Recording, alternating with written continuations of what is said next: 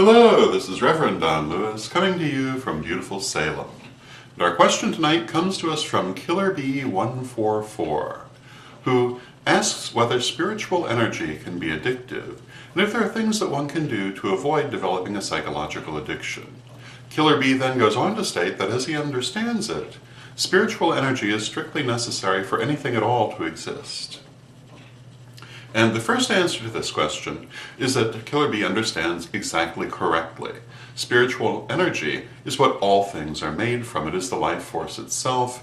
It is the nature of reality. Therefore, nothing can exist without it. Therefore, to describe spiritual energy as addictive would be similar to talking about breathing as an addiction. It really is not an addiction, it's a necessity. So anything that exists is composed of spiritual energy and must by its nature work with it, unconsciously at least. Having said that, however, and continuing the analogy of spiritual energy and breathing, while breathing may be necessary for life and could not be considered an addiction, there are certainly things that one can breathe, that one can inhale, which could be addictive. There are ways that breathing could be used that could be addictive. And this is certainly true for spiritual energy as well. One of the most common things that I have seen in my life in the way of addiction involving spiritual energy is people who are addicted to the ungrounded state. And we've talked about grounding a great deal in these vlogs because it's absolutely fundamental to any good metaphysical practice. Being grounded is vitally important to staying focused in this world, to staying focused in one's life. When people are ungrounded, any number of negative effects take place, including everything from being hyperactive to being overly sleepy to being giddy or disconnected. Many people who are ungrounded feel like they're walking about a foot off the ground, and often people who are ungrounded seem to be disconnected from the things around them. However, this can be a very heady feeling. And there are some people who really like to cultivate it. And some people mistake being ungrounded for being spiritually open.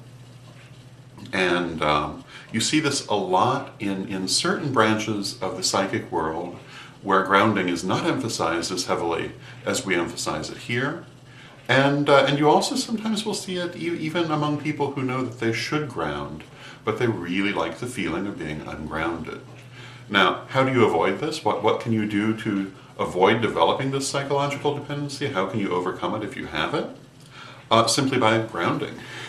By grounding and releasing on a regular basis. I recommend doing it at least twice a day, in the morning and the evening, certainly before and after any kind of psychic or magical activity. And you will find that this will not only keep you grounded, but will stop you from having a desire to be ungrounded. Or at least I think that it will.